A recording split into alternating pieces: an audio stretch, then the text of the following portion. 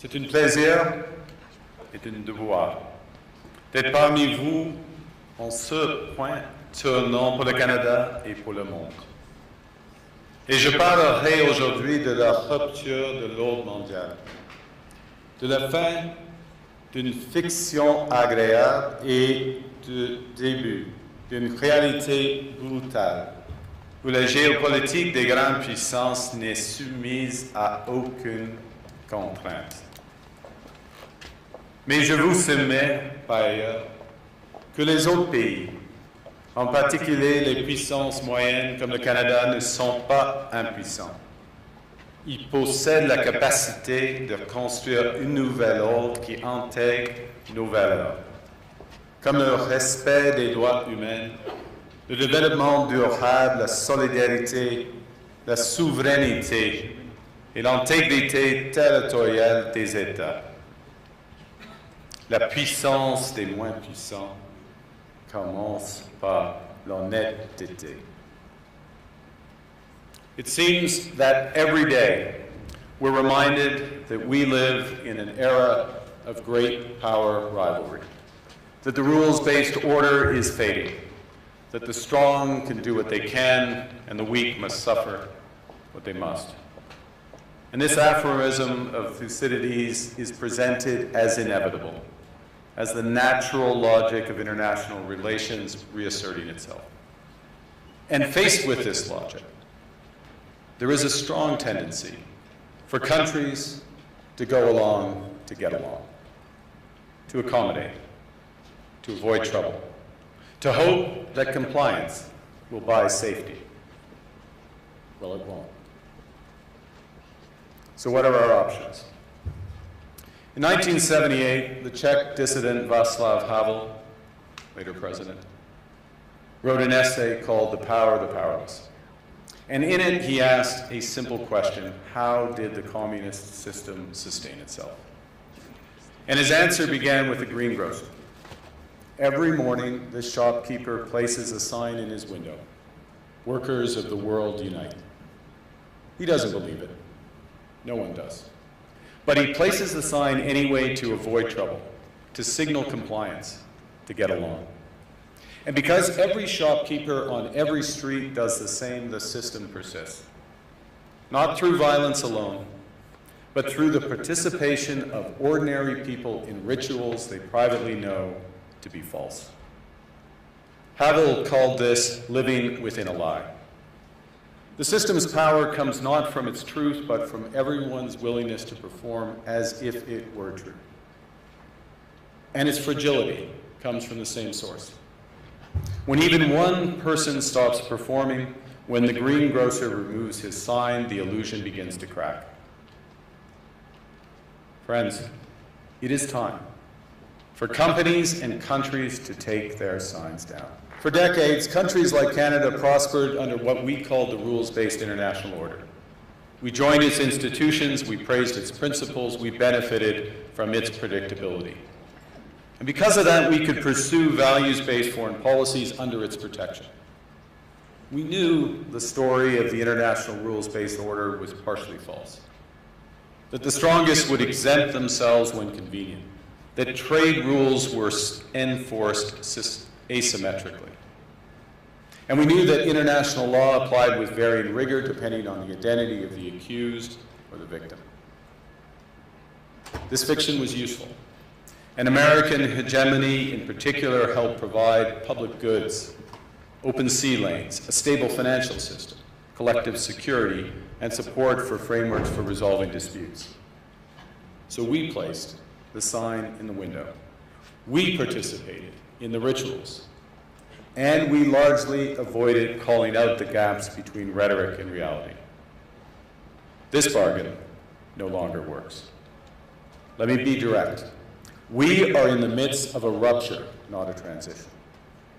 Over the past 2 decades, a series of crises in finance, health, energy, and geopolitics have laid bare the risks of extreme global integration. But more recently, great powers have begun using economic integration as weapons. Tariffs as leverage, financial infrastructure as coercion, supply chains as vulnerabilities to be exploited. You cannot live within the lie of mutual benefit through integration when integration becomes the source of your subordination. The multilateral institutions on which the middle powers have relied, the WTO, the UN, the COP, the architecture, the very architecture of collective problem solving are under threat.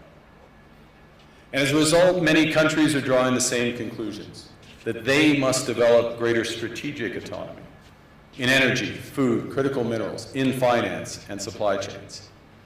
And this impulse is understandable. A country that can't feed itself, fuel itself, or defend itself has few options. When the rules no longer protect you, you must protect yourself. But let's be clear-eyed about where this leads. A world of fortresses will be poorer, more fragile, and less sustainable. And there's another truth. If great powers abandon even the pretense of rules and values for the unhindered pursuit of their power and interests, the gains from transactionalism will become harder to replicate. Hegemons cannot continually monetize their relationships. Allies will diversify to hedge against uncertainty. They'll buy insurance, increase options, in order to rebuild sovereignty. Sovereignty that was once grounded in rules but will increasingly be anchored in the ability to withstand pressure. This room knows this is classic risk management. Risk management comes at a price. But that cost of strategic autonomy, of sovereignty, can also be shared. Collective investments in resilience are cheaper than everyone building their own fortresses. Shared standards reduce fragmentations. Complementarities are positive sum. And the question for middle powers like Canada is not whether to adapt to the new reality. We must. The question is whether we adapt by simply building higher walls or whether we can do something more ambitious. Now, Canada was amongst the first to hear the wake-up call, leading us to fundamentally shift our strategic posture. Canadians know that our old, comfortable assumptions that our geography and alliance memberships automatically conferred prosperity and security, that assumption is no longer valid. And our new approach rests on what Alexander Stubb, the President of Finland, has termed value-based realism. Or to put another way, we aim to be both principled and pragmatic. Principled in our commitment to fundamental values, sovereignty, territorial integrity, the prohibition of the use of force except when consistent with the UN Charter, and respect for human rights.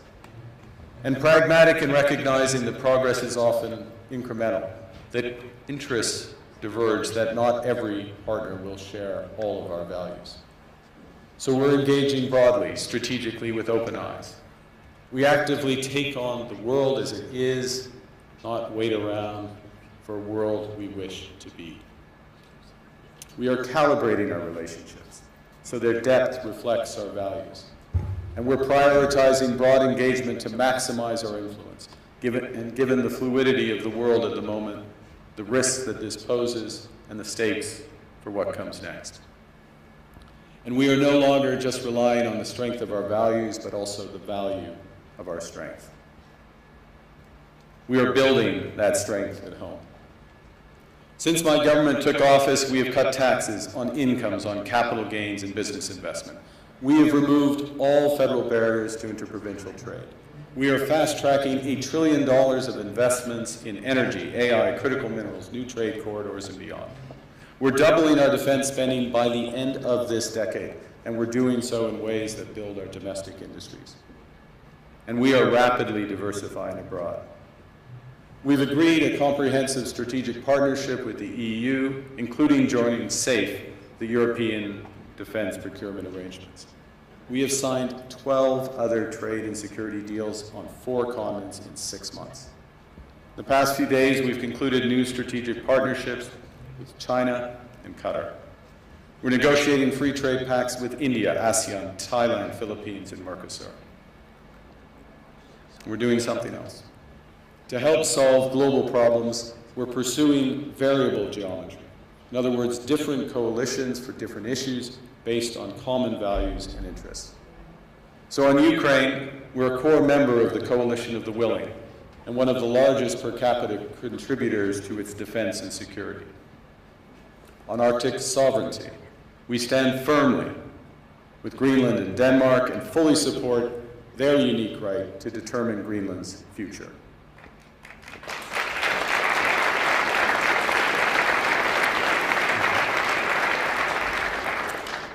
Our commitment to NATO's Article 5 is unwavering. So we're working with our NATO allies, including the Nordic-Baltic Gate, to further secure the alliance's northern and western flanks, including through Canada's unprecedented investments in over-the-horizon radar, in submarines, in aircraft, and boots on the ground, boots on the ice. Canada strongly opposes tariffs over Greenland and calls for focused talks to achieve our shared objectives of security and prosperity in the Arctic. On plurilateral trade, we're championing efforts to build a bridge between the Trans-Pacific Partnership and the European Union, which would create a new trading bloc of 1.5 billion people.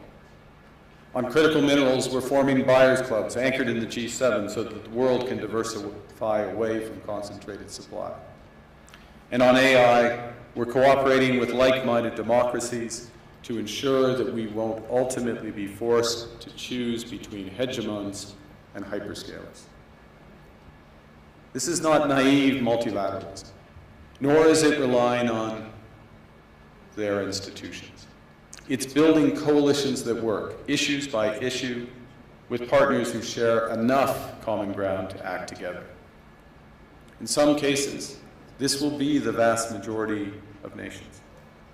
What it's doing is creating a dense web of connections across trade, investment, culture, on which we can draw for future challenges and opportunities. Argue the middle powers must act together because if we're not at the table, we're on the menu. But I'd also say that great powers can afford for now to go it alone. They have the market size, the military capacity, and the leverage to dictate terms. Middle powers do not. But when we only negotiate bilaterally with a hegemon, we negotiate from weakness. We accept what's offered. We compete with each other to be the most accommodating. This is not sovereignty. It's the performance of sovereignty while accepting subordination.